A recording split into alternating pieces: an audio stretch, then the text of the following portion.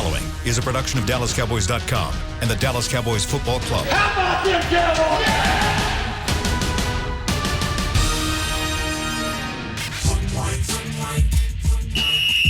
Let's go, baby. Are you ready for a break? Yes. Are you ready for a break? Absolutely. Ready for a break?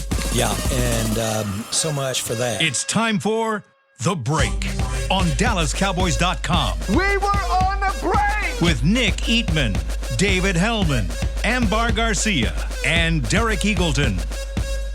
It is Wednesday, January 6th, 2021, season 16, episode number 92. Welcome to the latest edition of The Break, live from the SWBC Mortgage Studios at the Star. We are presented by Geico, and we've got a show full of a lot of different topics. We're going to hit a lot of different things today. Everything from Jerry had to say in his press conference to what Mike McCarthy had to say in his press conference. A couple of players had press conferences. And in the final segment, we're going to get you guys ready for some playoff football. The Cowboys won't be involved, but we're going to pick some of the games that will be happening this weekend. A lot of football happening this weekend. There will be 6 playoff games between Saturday and Sunday in the NFL. We're excited about it, and I'm sure you guys will be as well. Let's jump in. And first, what are you giggling about, Nick? Because don't speak for me that I'm excited. You're not excited? About the NFL playoffs? Yeah. I mean, okay. It'll be, if it's on, it's on, but I'm excited about it. Okay, my bad. I didn't mean to speak for you. Are y'all excited about the NFL playoffs? Wow. Yes, like absolutely. Yeah. 2 days of back-to-back-to-back football games Meaningful between good football. teams. Yeah. Sign me the hell up. I'm in. Yeah. Okay. I thought you were a bigger sports fan than that. Like, I thought if sports is on, you're excited about it. And so for playoff NFL football, I thought you'd be really excited about it. But I guess I'll watch. That's fine. I'll watch mainly because you're going to force us to make picks here, and then if we don't have the right picks, then we'll be talking about it next week. So I'll watch, but I'm not going to be like, oh my God, Seahawks and Rams. Okay. I mean, yeah, I'll be excited. I've been excited since I saw it last weekend. The lineup. He's an Arkansas fan, so he doesn't know much about that playoff world. Jesus. Are we taking shots like that? We're going off is the that rails. what we're doing right now? That was a shot. Never been in the playoffs. True. Well, we haven't either at Texas, so Never I can't really say much about you. Hadn't even been in a bowl game, had a bowl game scheduled until. Oh, here we go with that. So. Nick's not happy about the fact that bowl game got canceled. No, not. But, you want to take a few minutes to sound off about that? Are you good? All right. You good? That's all right. All right. Let's jump in. I can feel the tension here. I'm sorry. I hated that school way before they backed out of the game. Oh, no, I know. That whole program, the whole thing. Like, school, town, program, color, mascot, coach, all of it. Boom. Everything. Yeah. All right. Clean slate. Lord. Here we go. Let's talk a little Cowboys football. I want to start first with just kind of the big overviews. There were a couple different guys that had things to say about the season. Let's start with the biggest of the guys, Jerry Jones. He said yesterday that obviously they fell far short of expectations, and he said, I really missed it relative to how important it would be to stay with the same philosophy. That one's on me. I'll take that one. Basically what he was saying was their decision to do something different on defense philosophically, he puts on himself. My question for you is, how much blame do you put on Jerry versus McCarthy and Nolan with regards to them making the decision to change the defense philosophically going into this season? Let's start first with you, Nick. I don't think that should be on Jerry.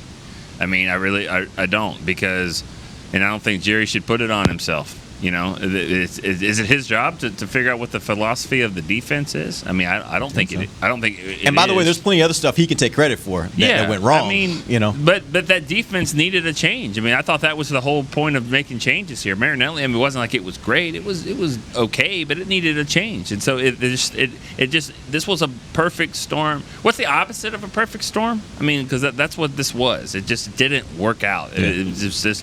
It was not a good year for Mike Nolan to come in here and say, we're going to have this complex defense, because the guys weren't ready to handle it and couldn't handle it, really. So I don't put it on Jerry. I just put it on the fact that the coach and the players mix with the combination of COVID was just bad. It was just a science experiment that just blew up.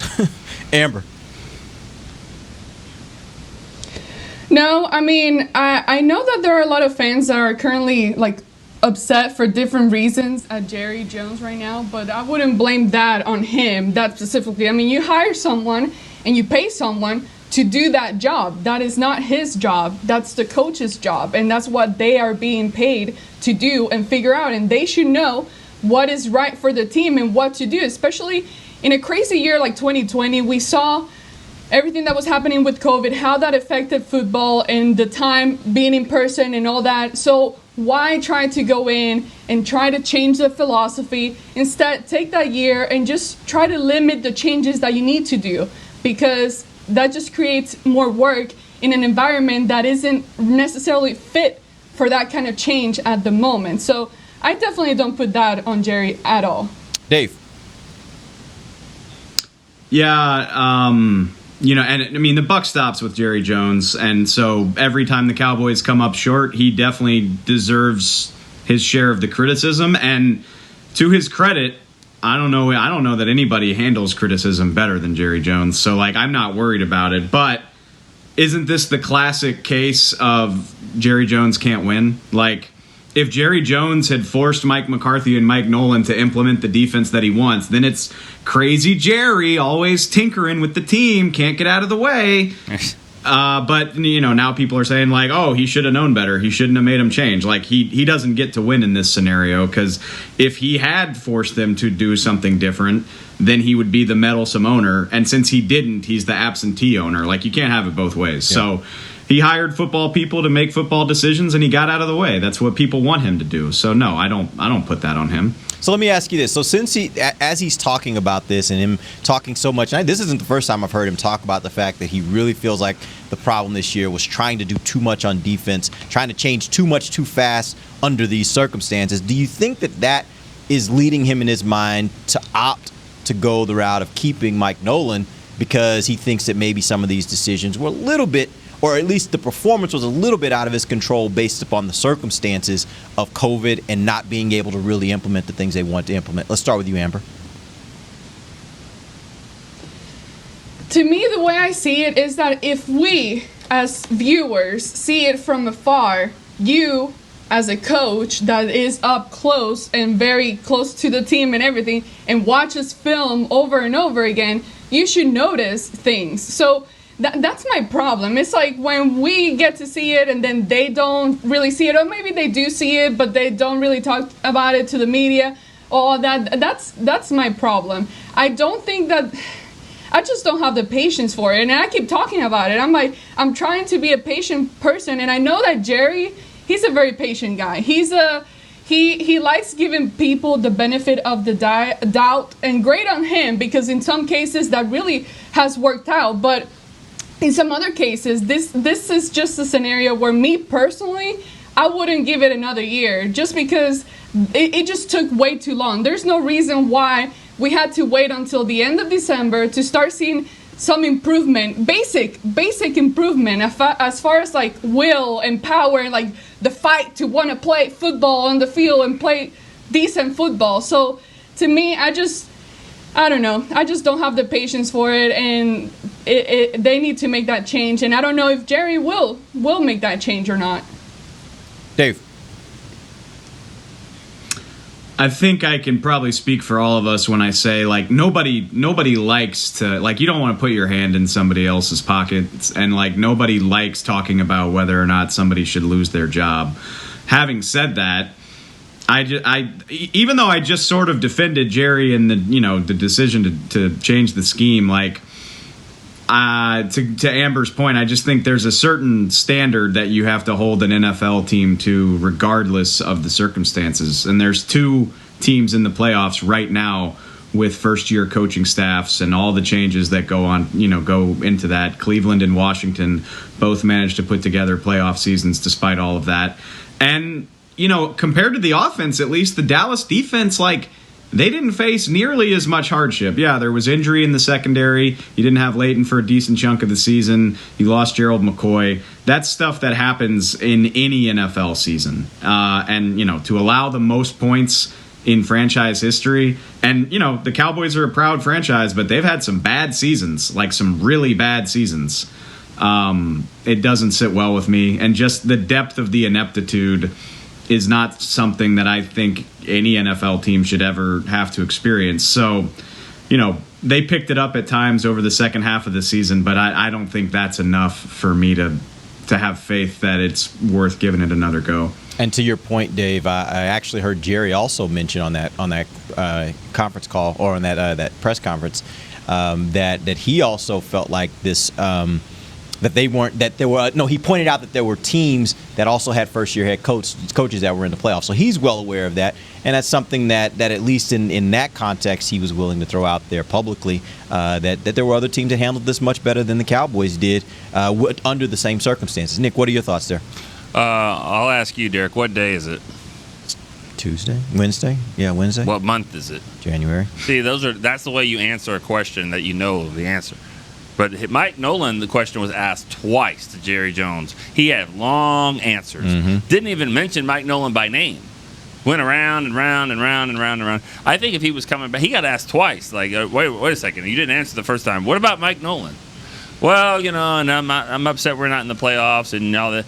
So that's a great point. Like, that's the thing about Jerry, and you guys have covered him for a long time. Mm-hmm. It's often not what he says. It's often what he chooses not to say. Right? Yeah. Because he's the king of that emphatic, like, yes. Oh, when he wants to make an emphatic point, he certainly does. Yeah. So, he often says, "I'm not trying to be trite." Well, sometimes he is. Sometimes he is. And he didn't start that one with "I'm not trying to be trite." Right. Yeah. I don't know. I mean, again, I'm not. Dave said it best. We're not trying to, say, "Oh, this guy should be fired," but you should make a change. Yeah. And I think it's there's a change needed, and I think if Jerry really was going to not make a change, I think he probably would have said it. I've been emphatic about saying it. I think so. But I also think that there's probably some more digesting that he has to do with regards to looking at everything. And as Jerry does, oftentimes get opinions from a lot of different people, because he tends to do that, and he'll talk to a lot of different people, and I think that's when he'll have an opinion on what he really wants to do. Well, everybody thinks that Jerry's the guy that comes in and just tells the coach what to do. I mean, and maybe, I'm sure it's happened before, and I'm sure it happens with other teams. Yeah. And here we are in this first season, and the last thing he wants to do is tell Mike McCarthy what to do on this, but sometimes you have to step in, and I don't know. We'll see. We'll see what happens. I mean, maybe he's not let go. Maybe he's reassigned. But either way, I think you have to have some changes on the way the scheme is. On the question of Nolan, DeMarcus Lawrence, on his press conference, he was asked about Mike Nolan. His quote was, "When you're playing with young guys, you have to take into consideration that some things that are easy for me," speaking of himself, "won't be for the next person." He respects Nolan as a man because he looked himself in the mirror and he adjusted. That being said, does this, in your mind, signal that players, at least some players, think Nolan got better and should have been, and that should be considered when determining his future? Dave, let's start with you.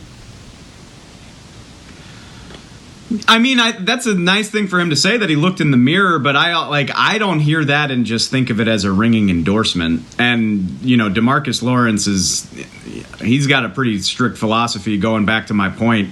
He does not enjoy talking about other people's jobs. You try to get him to talk about like Zeke or Dak's contract. And so I don't know if DeMarcus Lawrence is going to come right out and, put that out there, but just trying to read between the lines, that doesn't sound like a ringing endorsement that he's like, this is my guy. And that's kind of where I fall too. That's the point I was trying to make, is like, yes, the defense got better after like Halloween. Like after that Washington game, they cleaned it up a little bit. The first Washington game, they cleaned it up. But was it good enough? Like, was it just this transformation that you're like, yes, we are headed in the right direction? Or did it go from historically awful to still pretty bad, And is that enough to merit sticking with this? And I don't think it is. Okay. Dave, Nick. I think the schedule got easier. I don't think the team got necessarily better. I do think the secondary got a little better as they got their guys back.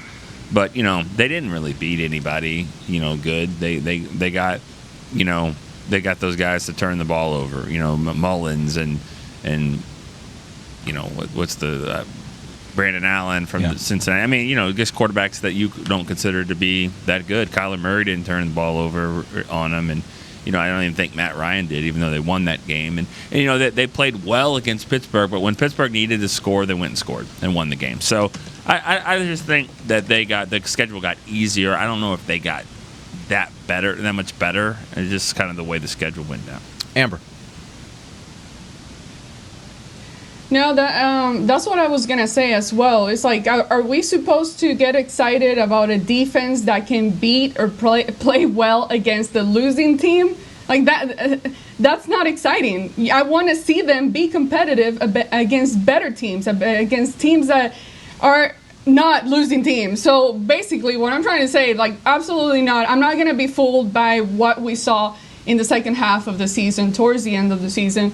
I'm not going to be blinded by all those takeaways that they were able to get. But at the same time, I will say this, and I mentioned it earlier, I did see some improvement as far as their will to play.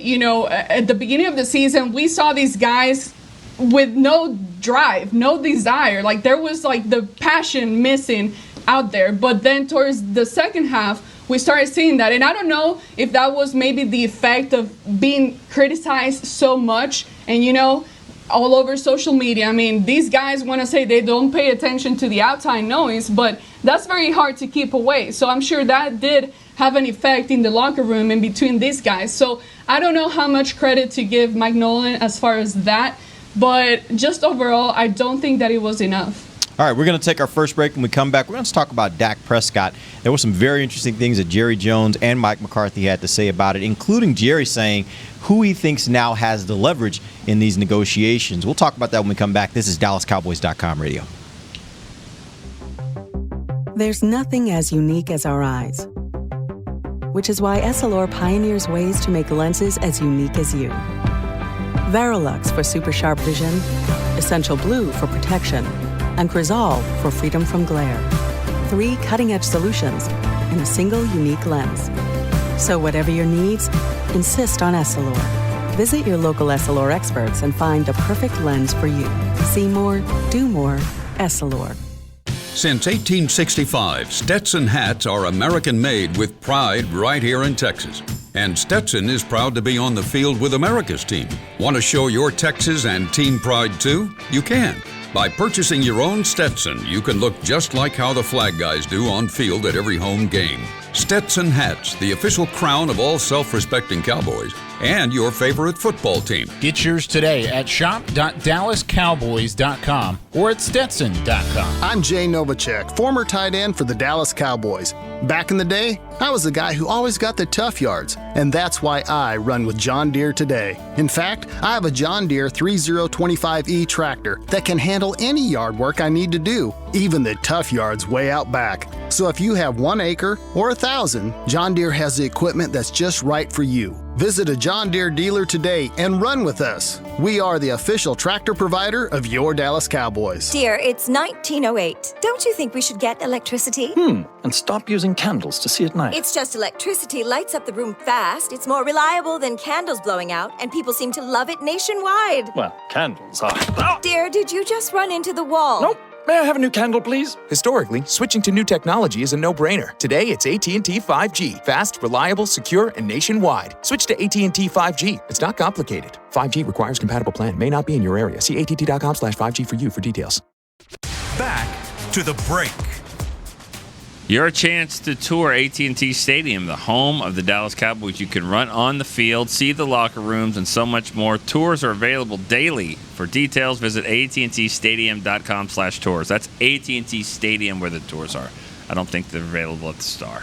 No, AT&T Stadium. They are not available at the Star. Okay. We will not see anybody walking past this room right now anytime soon, I don't think. Well, let's get them back in before Right, we if get I can get Amber and Dave back in, that would be good. I don't need other people walking around right now. All right, we appreciate you guys joining us. We're back live from the SWBC Mortgage Studios at the Star. We are presented by Geico. And now we want to flip the conversation to Dak Prescott because Jerry Jones and Mike McCarthy both had very interesting things to say about Dak. Let's start first with Jerry. He said, on the topic of leverage in this negotiation, his quote was, "I don't know how you could have any more," speaking of Dak's leverage in this negotiation. My question for you guys is, how significant is it that Jerry says this publicly And what kind and how much leverage do you think the Cowboys still have? Let's start first with you, Nick. I don't know. I think he's negotiating right there. I think that when he's talking to the media, I think that's a way of negotiating. I don't know. I find it hard to believe that if Jerry really, really thought that he would say that. So, I mean, and I don't know if I really agree with it. I don't know if there's leverage there for either side. I mean, really? Not really. I mean, if Dak would have played throughout the season the way he was playing and all that, then yeah. But I mean, and then he gets hurt. So I don't know. I don't know if there's leverage really either way. And then the fact that he said it makes me think that it's probably still somewhere in the middle. I don't know. Amber. I don't know what to make out of it. I don't know if that really makes me feel any different than I already did in the past. But it makes me wonder, I mean, and you guys know more about contracts and all that, and I know that we still don't know how the whole cap thing is going to be affected this year with the whole COVID thing and all the money that the NFL lost this previous year. But would that affect how much money they offer Dak? Or does that number change, or does it stay the same? That's part of the negotiation. That's the big problem Dak is going to want what he wants regardless of the salary cap. Stephen Jones loves to say that's not the player's problem to figure out how to make it work, but that's what's going to make it tricky. Well, that's the biggest question then. I mean, where does that land? Because you keep talking, or they keep talking about, okay, you have to keep in mind, yes, Dak Prescott is our main priority, but at the same time, you have to keep in mind that we need to have guys around him that can make it work as well. And for that, you need to pay that talent as well. So it just makes me wonder, I mean, does that drive the conversation somewhere else? Do they give him the franchise tag? Or I don't know. I just see it, maybe this might be another year where maybe he does get a franchise tag based on, you don't really know what's going to happen with the whole NFL income and cap salary. And again, that is not a conversation I can discuss much about because I don't know. But it's just, there's a lot of unknown when it comes to finances around the NFL right now. Yep. So I don't know what's going to happen there. Dave. I can think of one way Dak Prescott could have more leverage, and if he wasn't using crutches to get around right now. That's just kind of the unfortunate reality of the situation. But I do think he's got a lot of leverage, and I also think that Amber makes a good point, but again, that's not Dak Prescott's problem, and we know that yes, the salary cap is going to be impacted right now, but it's going to go up. The NFL is going to negotiate new TV deals for lots and lots and lots of money. And if I was Dak and his representation, I'd be like, yeah, that's tough. You're going to have a cap crunch this year, but it won't be there for that long because it's going to skyrocket when they sign those new deals next year or in the next 12, 18 months, whenever that is. So I don't know if Dak has the maximum leverage, but I think he's got a lot of it. And me personally, I don't disagree with y'all that maybe this is a negotiating tactic. But to me, I think Jerry Jones recognizes that if he wants Dak Prescott to be his quarterback, he's going to have to pay a premium for it. And there's just not really a way around that. And I thought it was interesting that maybe he doesn't mean every word of what he said, but to me it says he recognizes that. And maybe I'm just being optimistic, but I hope it means it leads to them getting a deal done sooner rather than later. Yeah, I do kind of agree with that because, and I a little disagree with you a bit, Nick, on that because I think the leverage really is on Dak's side. Now, I know Jerry and Steven, and I've been in negotiations, not with players, I've been in negotiations with them on business things. They're very shrewd negotiators. So they don't say anything that doesn't have that they're not going to use at some point. Right. So this is all a part of their negotiations. It all goes into it. But I will say this: I think time is on Dak's side. The longer this thing goes on, the more leverage Dak has, and the reason why is because after this next season, the Cowboys, we all agree. I think we all agree that there is a likely chance that the Cowboys are going to franchise tag him even before they get a deal done going into this offseason. Mm-hmm. If they're going to franchise him, then basically Dak can sit there and say, okay, so there are one of two options. You can either give me a long-term deal of what I want, Or I play on the franchise tag this year, which means I'm going to make, 30, I think it's 38, 39, something like that this year. And then next year, it's going to be cost prohibitive for you to franchise me again. So I become a free agent, and I can go. And as long as there are other teams out there that are willing to pay him what he's asking for in a contract demand, he owns the leverage. He just plays this year at that 38, 39, whatever that number is, that's the franchise tag this year, and then he's free, right? So to me, the more time goes on, the more leverage he has if the Cowboys don't want to risk losing him, because he can determine what he does after this next year. I don't agree with that at all. Why? Because what if he he went 8-8 the year before. He went 2-3 this year. If he doesn't if he has another year where he's not got his team in the playoffs, then and what if he gets hurt again? See, before he has never gotten hurt. Now he got hurt and he didn't play that well, or his team didn't play that well beforehand. So the more time goes on, I think the price tag actually goes down. And I'll actually say something you guys will all disagree with. I think it is Dak's problem. You say it's not Dak's problem to figure it out. I think partially it is his problem. He's the leader of the team and the quarterback. So he can sit there and you can be Deshaun Watson and get $40 million a year, but who's around you? So I think in this weird year and yes, the cap may go up. Work with the team; they'll work with you. You want to be the quarterback of the team. You know you got more money in your pocket because you are the quarterback of the Dallas Cowboys. That is a fact. Nobody can argue that. But work with the team here and let them figure out this thing as they get by this unique year. I think it is his problem. Let's go back to that winning argument. Okay. I have two words for you: Kirk Cousins. You don't have to be a winning quarterback to make a ton of money in the NFL. All you have to do is be a quarterback that has promise. You have to be a quarterback that teams look at and say, is he better than what we got, number one? And number two, is he good enough where if we can do certain things that he can take us to a championship? And I don't think there's any doubt that Dak Prescott is that kind of quarterback, regardless of whether they go 8-8 this year or not. I've never been in a fight, but if I got hit in the face twice, I think the third time I'd have my hands up. So at some point, the league's going to have their hands up, and they say, these guys are not worth it. And the Cowboys are trying to do that right now. Yeah, the difference is you're talking from a standpoint of a franchise that's had a quarterback for a while. Yeah. Go back and be that franchise that you were back in 2002, 2003, where you were sitting there without a quarterback, and every Sunday it was like, I don't know how we're going to win because our quarterback's not better than their quarterback. You do that for 10 years, like some of these franchises have, and you're a lot like you're that starving man that takes that saltine cracker and thinks it's a Ritz. Like you'll take whatever you can get, because you have been dealing with really, really bad quarterback play, and you know you can't win with really, really bad quarterback play. I would also like to throw in there, I feel like there's a lot of hand-wringing about, you pay Dak, you can't surround him with any talent.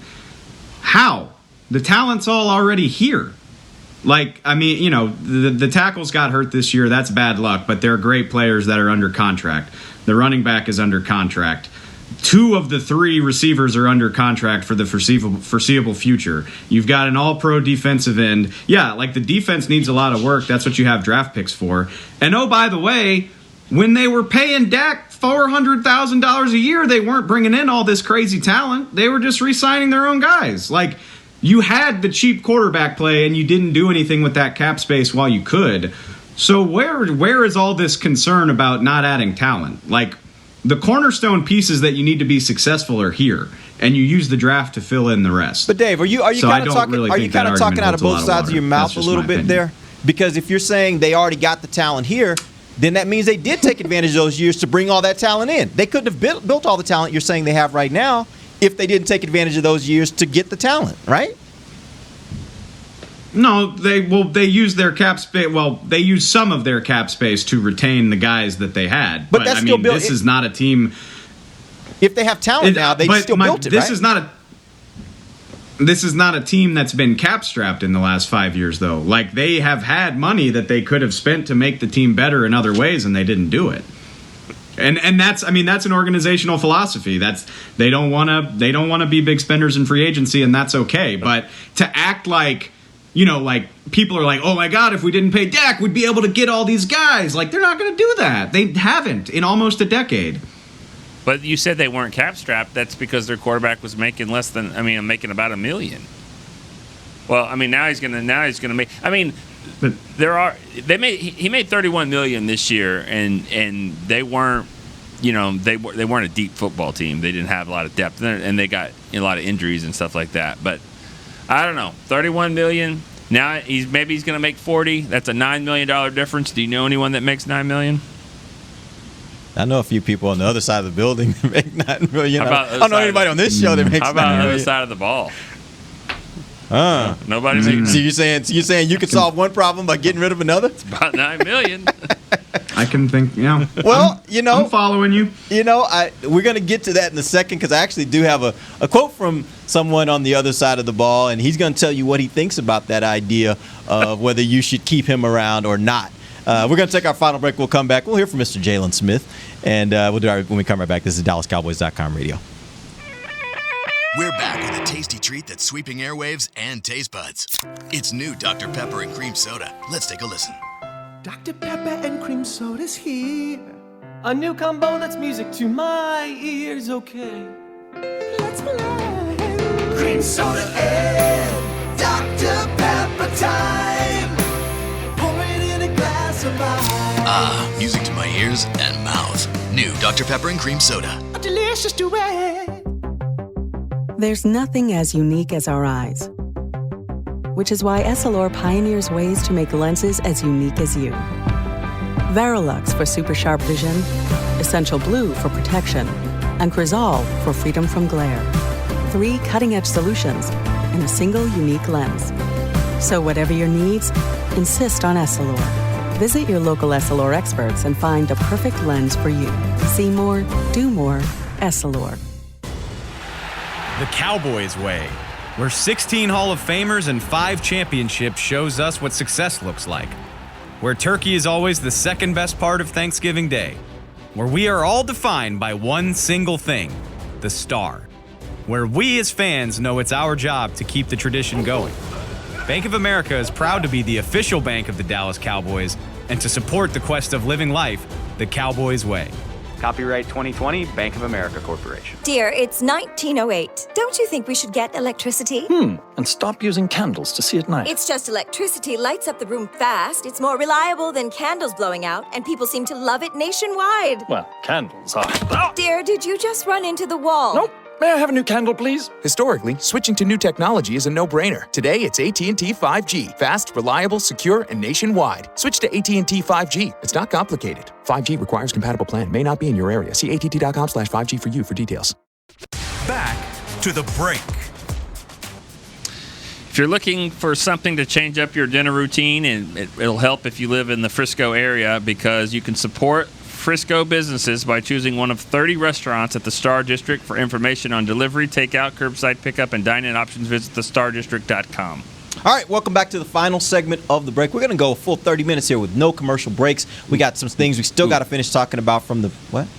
I was cheering. Oh, from the press conferences. And then at the end of the show, we're going to talk a little bit about Jason Garrett, who sounds like he might get an opportunity to be a head coach sooner rather than later. We're also going to pick some of the NFL games that Nick's not excited about this weekend, but Dave and I are extremely excited about. We can't wait to see what all's going to happen this weekend, and Amber's just like, whatever, I don't care. So let's get back into this whole thing on Dak Prescott. Stop it. Mike McCarthy says in his press conference he was very confident that Prescott's contract... Sorry, it was me clapping. He mentioned Garrett, and I was clapping. You can't see me. We are so far off the rails, guys. I get it now. We have 30 minutes to get back on the rails. Sorry. Let's go. Yeah, we got way more time than normal. We got all the time in the world. All right. Let's go. Sure. Okay. So Mike McCarthy says he's very confident that Dak Prescott's contract will get settled. The question is simple for you guys. Are you that confident? Amber, let's start with you. I'm not super confident. I mean, based on the things that we just talked about, but I had a question that I wanted to ask you guys. If everything had happened the same exact way as far as injuries on the team, except that Dak Prescott had stayed healthy and still be the quarterback this past season, how different do you think the record would have been for the Cowboys? I think they would have won the division. That's 2 wins. Well, they almost won the division. But that's 2 wins. Yeah. And that's my point. 8 wins. Right. 8-8. Right. Okay, so Philadelphia on the road. Okay. So Danucci. They would have gotten one of the games against Washington at least, I think. Maybe both. Just look at the play where quarterback play failed them. Philadelphia on the road and Pittsburgh. New York to finish the season. Yeah.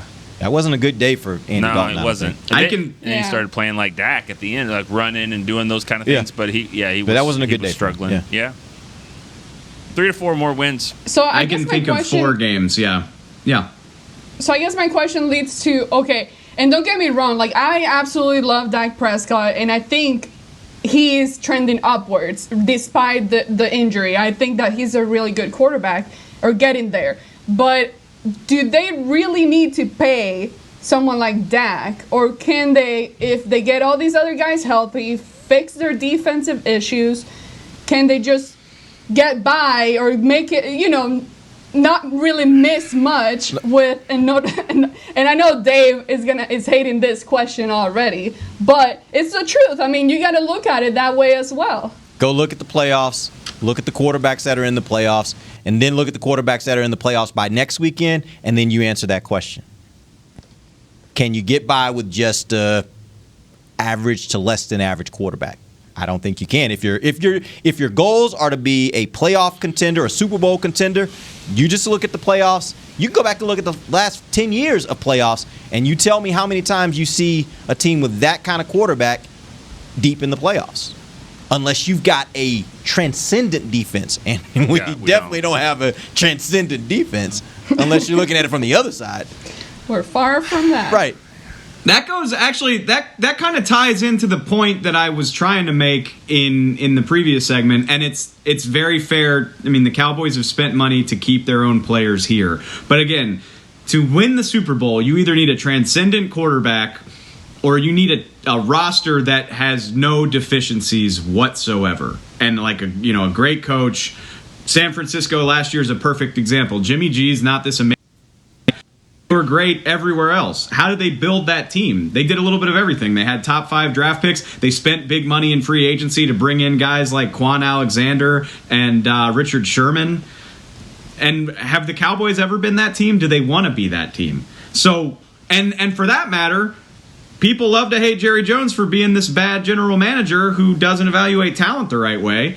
And so what do you think is more realistic? That Dak grows into being a quarterback that can carry you there, or that the Cowboys hit on every single note that you have to hit to have a great team without a great quarterback?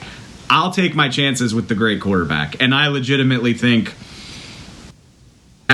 the 6th best in the league right now. And 2 or 3 of the guys above him are closer to the end of their career. So I'm taking my chances with Dak Prescott every time.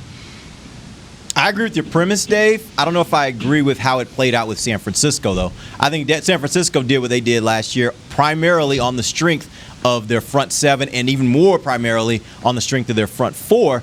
And to me, that was all about the idea that they were bad for so long that they were able to stockpile some really, really great first-round talent that was along that front that gave teams fits last year. And you're seeing the difference this year. They lost a ton of those guys this year, either to injury or to free agency, and you see that team is completely different this year than they were last year.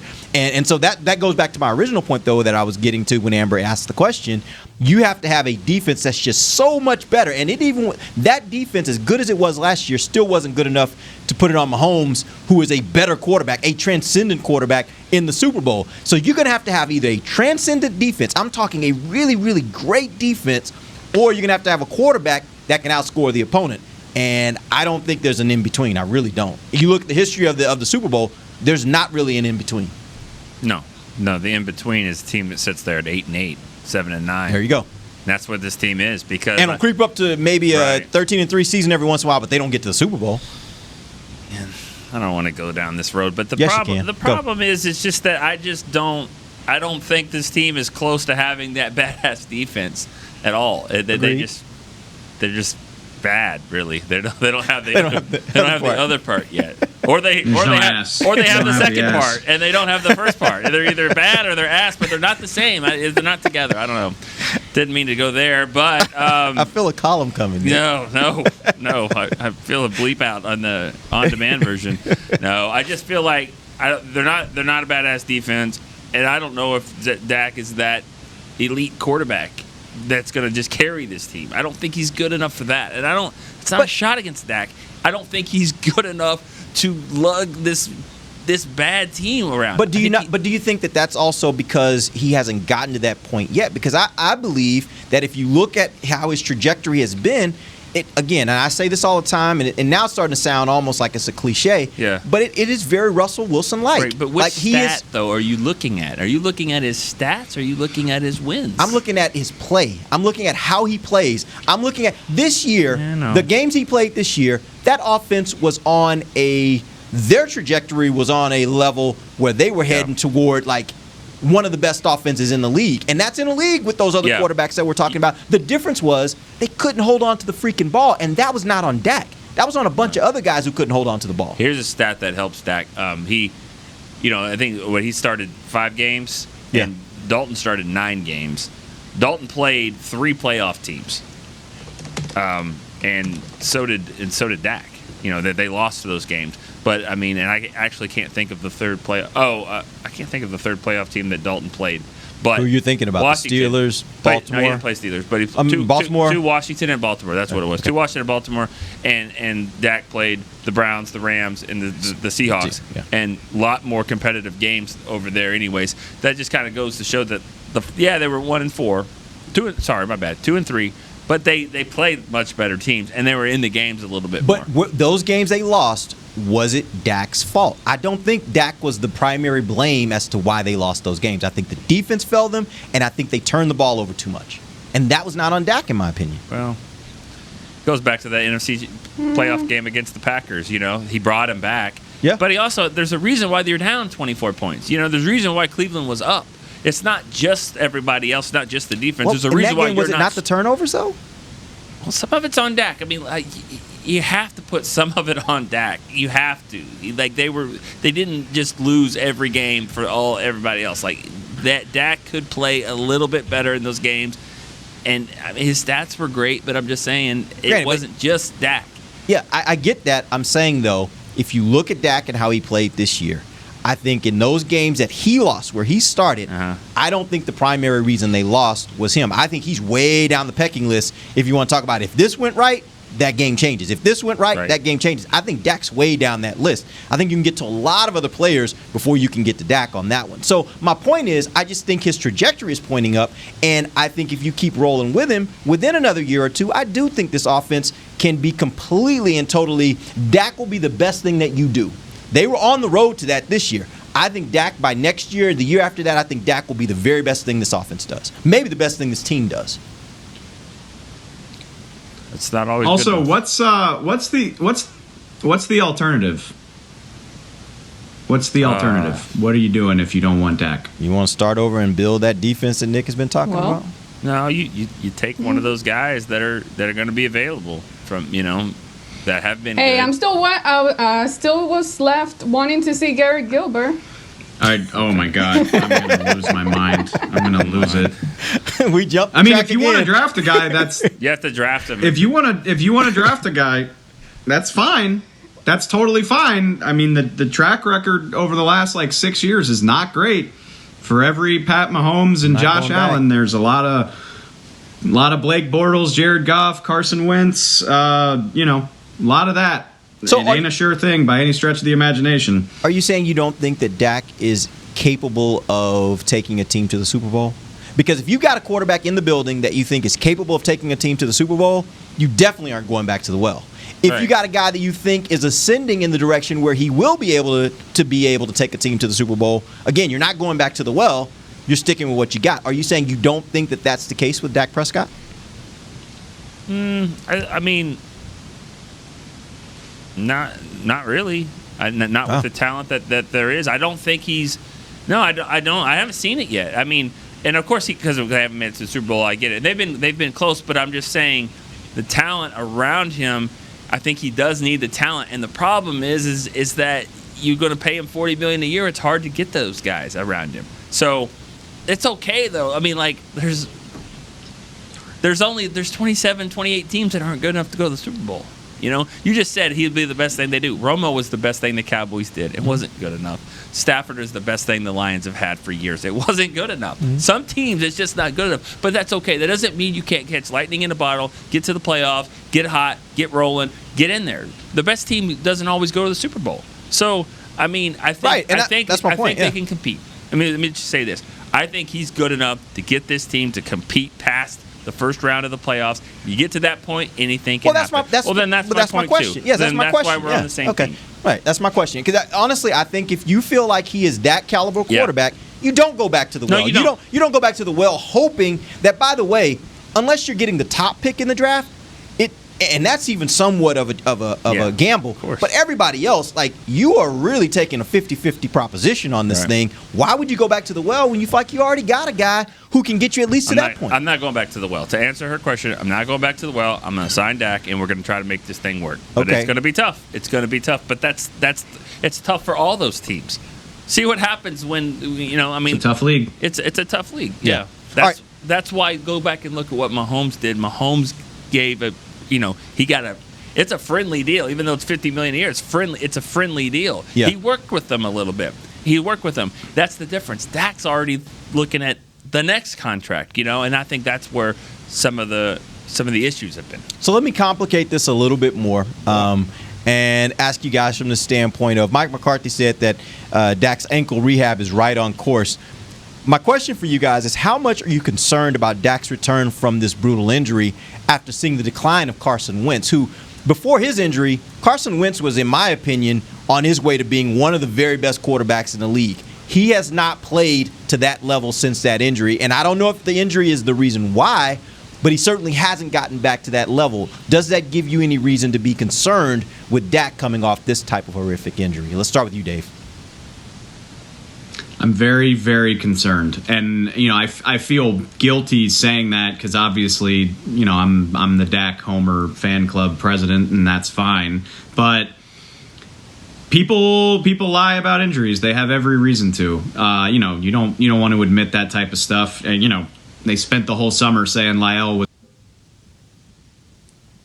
And that type of stuff happens all the time. So I cannot take it at face value that everything's hunky-dory. I need proof. And I'm probably not going to get it, but the Cowboys need to do everything in their power to make sure that they feel confident about it. He's almost 3 months removed from surgery. So, I would imagine you can start checking in on that, seeing how it's responding, seeing if there's any damage that you missed or that isn't healing properly. But that's between now and March. I really hope that they can get a handle on how they feel about it, regardless of whether they talk about it publicly. Because, going back to Nick's point, and so I guess none of us want to go back to the well, but I think they need to have, if they feel good about it, they need to have Dak signed long-term before the draft, because you never know next time you're going to be in the top 10. And there's a lot of good quarterbacks in this draft class. So they need to know, they got to know how they feel about it. And if they feel good, they need to get him signed. And if they feel bad, then they can start talking about alternative options. But that's priority number one, is making sure that they're confident about his foot. Nick? Yeah. What was the question? Are you concerned? How concerned are you about the injury and looking at what happened with Carson Wentz? I think that's a great point with what Dave just made about the draft. I mean, and that's why maybe Dak doesn't have the leverage that you would think. But it just all depends. Leverage is all how you view it. And also, if he's okay saying, you know what, if I don't play here, I play in Jacksonville in 3 years. If he's okay that's with the point. If his whole thing is, am I going to get paid by somebody? Yeah. Then he has a ton of leverage. You're right. You're absolutely right about that. And that's another conversation too. You know what I mean? But second contracts are huge for all NFL players. Yeah. We get it. Fans don't want to see that. They want a little bit more loyalty there. But that's just the way it is. That's reality. It's the business of football. You can't fault him for that. But I think that they're going to make it work. Carson Wentz is a different thing. I think right now it's between the ears with him. I don't know that. I don't know him. But the question would be, did the injury contribute to what's happening between the ears? Well, the city is also doesn't help him. I mean, that's a tough city to play in. I think there's just a lot of things involved there. They view him as the savior. He certainly isn't. They had a lot of issues. I think he's got good football in front of him, though. I do too. He's a good player. I know he's not playing well, and I'm not going to compare him to Dak because he doesn't play as well as Dak and all that. But in the fourth quarter when they're driving, I don't like him with the ball. Honestly, I've just seen it too many times. I feel like so. I think he'll go to another team, get a fresh start, and I think he'll be a good player. I actually am interested to see if the rumors are true that Indianapolis would want him, where he's back with Frank Reich, who was his offensive coordinator when he was in Philadelphia. That'd be a good spot. And they got Phillip Rivers right now, who's older. It'd be a nice little transition to just put Wentz right in there. Let me tell you the difference between Indianapolis and Philly if you need one. Oh, there's lots. When we go to the buses, yeah. I remember my first year, 1999, when we played Indianapolis. We were there, and we got about 6 or 7 people out in the parking lot giving us that brutal thumbs down, like, boo, just the hard you guys. Thumbs down, yeah. Philly, a couple weeks later, eggs, birds, moons. They threw birds at us? Oh, that kind of bird. Okay. Yeah. Come on. Different. Birds. Philadelphia, Indianapolis, a little bit different. Sorry, yeah. It is a little bit different. All right, Amber, what do you think? Well, as someone that absolutely freaks out about any little injury, for some reason, I don't feel as concerned about his recovery. I think that he's going to recover well and be able to play well. But my question or my worry would be his running game. Is he going to be able to run? And that's one of the things that adds value to his game, is his ability to use his legs. And I don't mean to sound like a broken record, because I mentioned the red zone a lot, and that is still a big area of concern for me. And the Cowboys' inability to find some kind of success in the red zone, and that's my biggest question. I mean, Dak has been able to be a big weapon in the red zone, and some of the times that they've been able to get in there in the end zone has been because of Dak's ability to use his legs and run in there. So that would be the area that concerns me, and that would be in the back of my head. Can he still run? Can the Cowboys still utilize that side of the game? Because I think that one of his biggest values is in his legs and his ability to run. So that would be the area of concern. But as far as recovery overall and him still being in the pocket and being able to throw the ball well, I don't think that's going to be an issue. Yeah, I think that's a great point, Amber. And I actually think of it more, will the Cowboys try to limit him from running more than him trying to stop himself or not being able to run?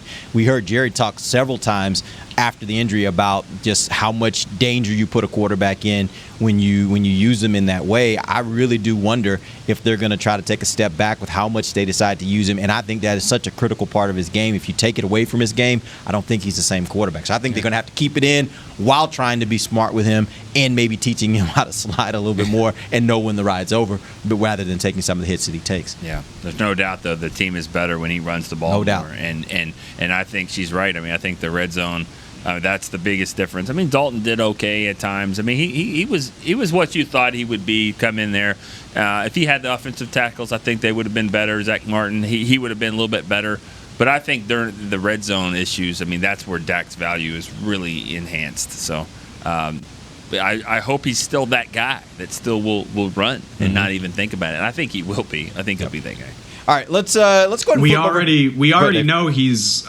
Go ahead, Dave. Sorry, I mean, he's got a quarterback. He's got a quarterback coach that he spends the offseason with. Just hire a base running coach while you're at it. Russell Wilson runs all the freaking time, and he never gets hurt because he never gets hit because he slides like a baseball player because he played baseball.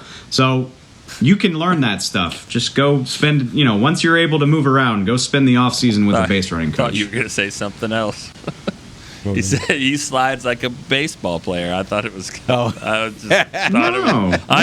he's that smart. kind of show, huh? That's what I say. I'm not criticizing. That's what I say. I'm not criticizing either. I think you should. If I'm on the slide competition committee, that's the first thing that's going out is the slide out.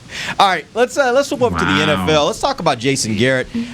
Reports are that the Chargers have requested an interview with Jason Garrett for their head coaching job. My question for you guys is, after all the years you guys spent covering Jason Garrett, do you think Jason will be a successful head coach somewhere else? Stop it. Nick, let's start with you. Absolutely. I just wanted to use his term. Okay, good.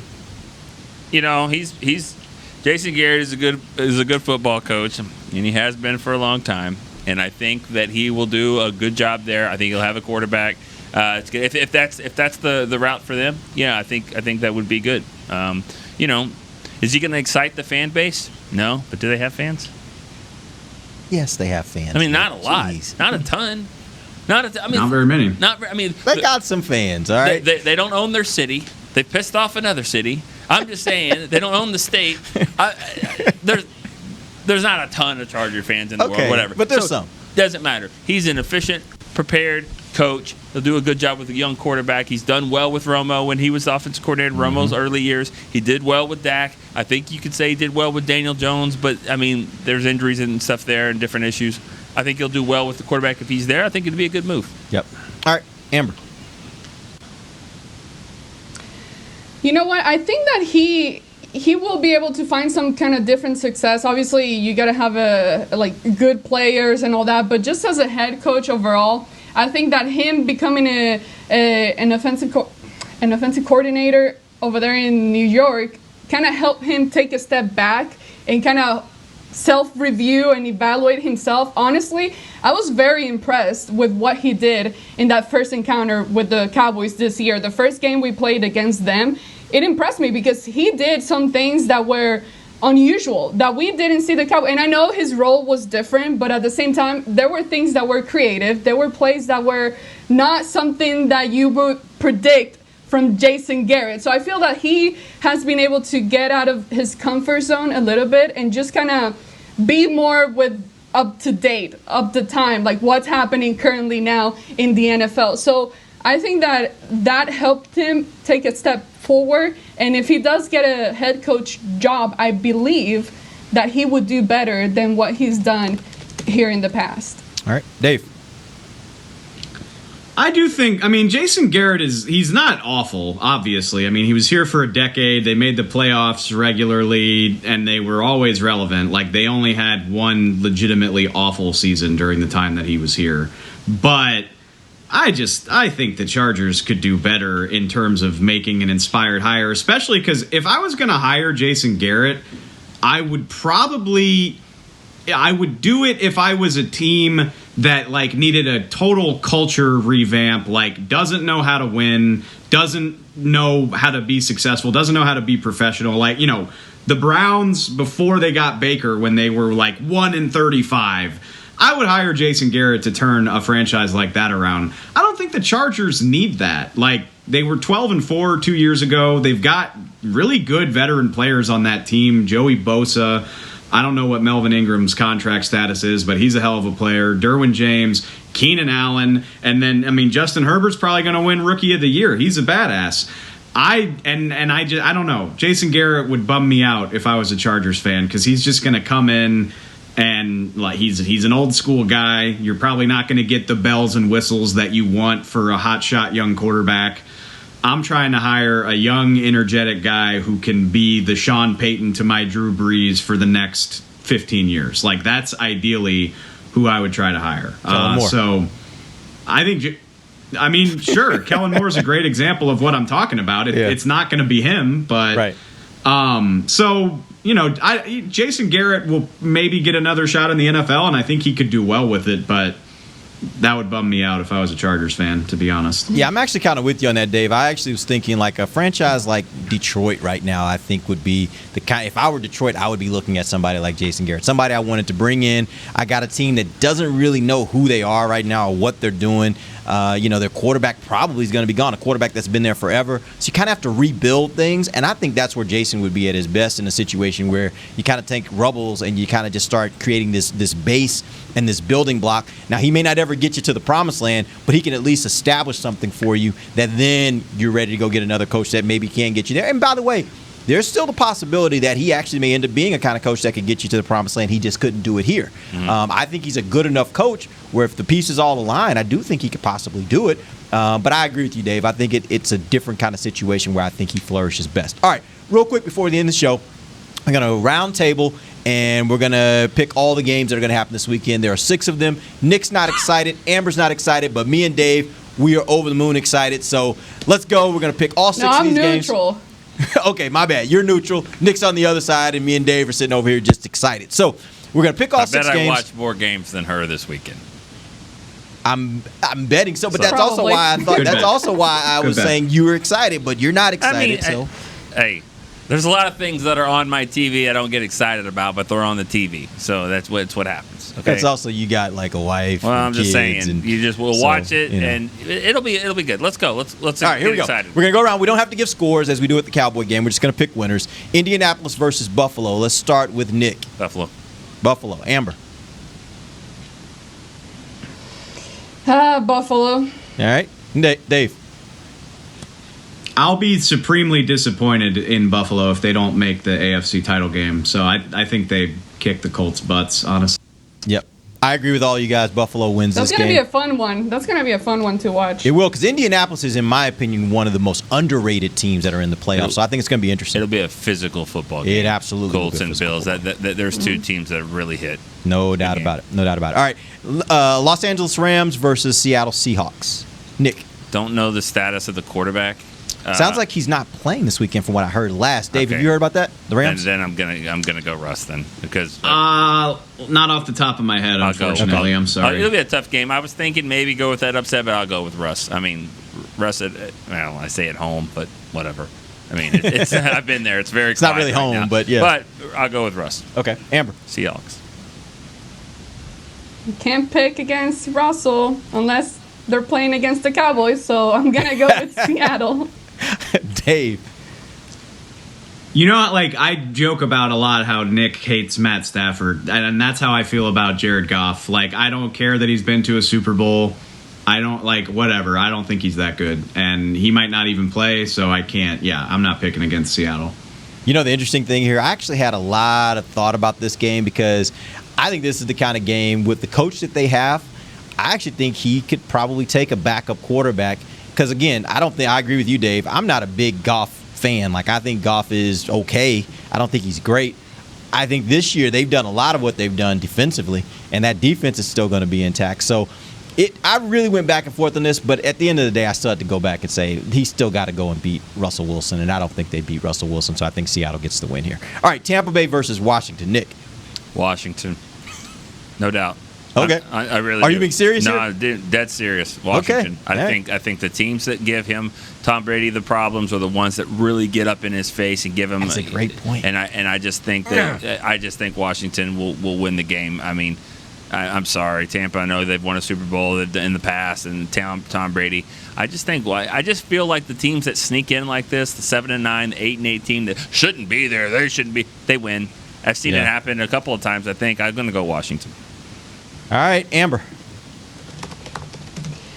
You know, it's hard to pick a playoff game against Brady, but at the same time, I just have a feeling that Washington might actually sneak in there just because it's going to make Cowboys fans even more miserable than what they already are. So just for the sake of that, I think it could end up playing out that way with Washington winning just so we can feel even worse about the 2020 season. All right, Amber.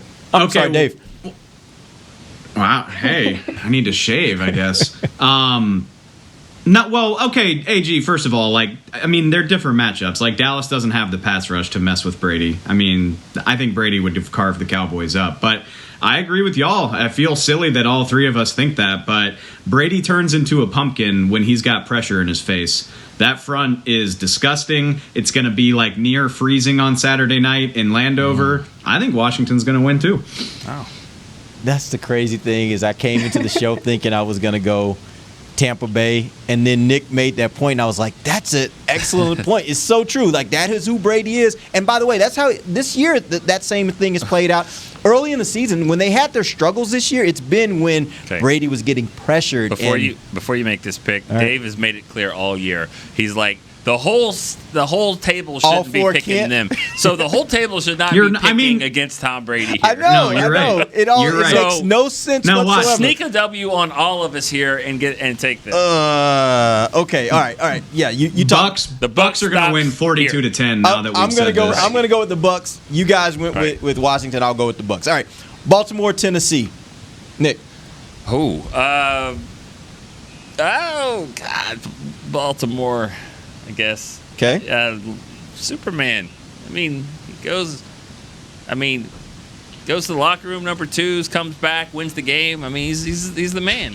Lamar. Going for Lamar. Amber.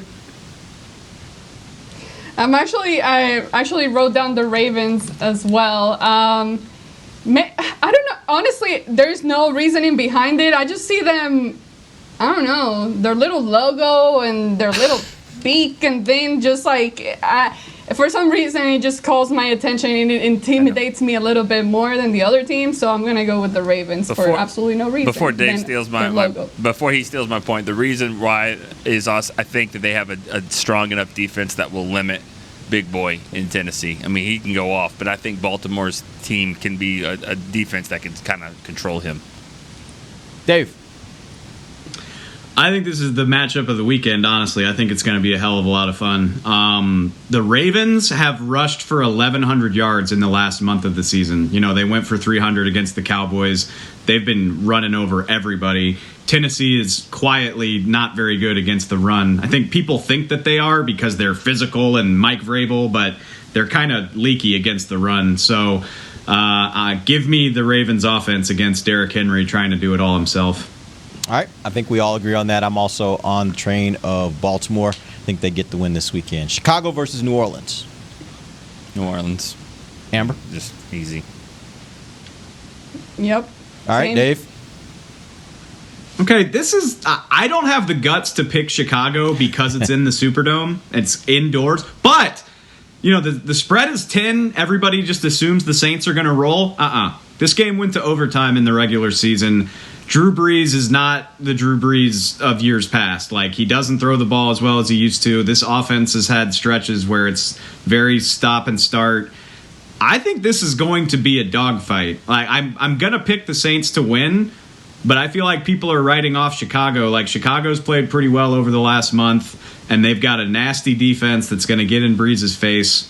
I bet the Saints win by like 6 or less. Yeah, I will say this. I think New Orleans has a nastier defense, and I think they'll be. I mean, like, Chicago's offense is much worse than New Orleans. I think that's the difference. I think this is a defensive game. I don't think it's a high-scoring game, but I do think New Orleans wins this game. Bears are one of the two teams in the NFL history to have a 6-game losing streak and still make the playoffs at some point in the year. I mean, that's turning it around. I mean, that's like 6 games. You're thinking draft show. Yeah, you know, but. Damn. It's amazing. All right, final game, Cleveland versus Pittsburgh. Where do we go, Nick? I go with Pittsburgh. Cleveland, I think, is a mess right now. I mean, their coach isn't going to be Coach coaching. will not be able to coach this weekend. Their head coach. And I think he's the play caller, isn't he? Yeah, and Cleveland, if you go back and look early in the season, I know things have been different then, but Cleveland was rolling. Pittsburgh stomped them. Even last week, they weren't even playing a lot of their guys, and it was a pretty close game. I like Pittsburgh on this one. All right, Amber. I really, really, really want to pick the Browns, but it's just hard given their current situation and, you know, them not being able to really practice this week in person and all that. So, man, I want the Steelers to lose, but I think that this game, it's going to be a win for the Steelers. All right, Dave. I kind of think the Steelers are frauds, but I also kind of think the Browns are frauds. And not only are they frauds, but, like, they're not used to the spotlight. Like, hey, good for them. I mean, they won 11 games. Obviously, like, they've come so far. They deserve a lot of credit for that. But they're not used to playing in games like this. They barely beat Pittsburgh last week with Mason Rudolph in at quarterback. They've gotten stomped by a lot of the better teams they've played. They lost to the Jets a couple weeks ago. Oh, and they're not going to have their head coach. So, I mean, I'm not a big believer in Pittsburgh, but I don't believe in the Browns at all. Yeah, I couldn't have said it even any better, Dave. Yeah, I think the exact same thing. All right, so we all picked Pittsburgh as well. We'll see how all this plays out. There'll be a lot of really good games this weekend. Was there any game where we differed? Tampa Bay, Washington. I picked Washington, and everybody else picked Tampa Bay. I picked Tampa Bay. Everybody picked Washington. Yes, all the other games we were all four. All right. That ain't a good sign. No, it's not. That is not a good sign. For the teams that we picked against, yes, that's not a good sign. But we'll talk about that. We'll talk about that next week and see where we landed. And we'll get you ready for the games the following week. All right, we appreciate you guys joining us. We'll be back next week. Till then, for Nick Eatman, Dave Hellman, Amber Garcia, I am Derek Eagleton. This has been The Break, live on DallasCowboys.com radio. This has been a production of DallasCowboys.com and the Dallas Cowboys Football Club. How about this, Cowboys? Yeah!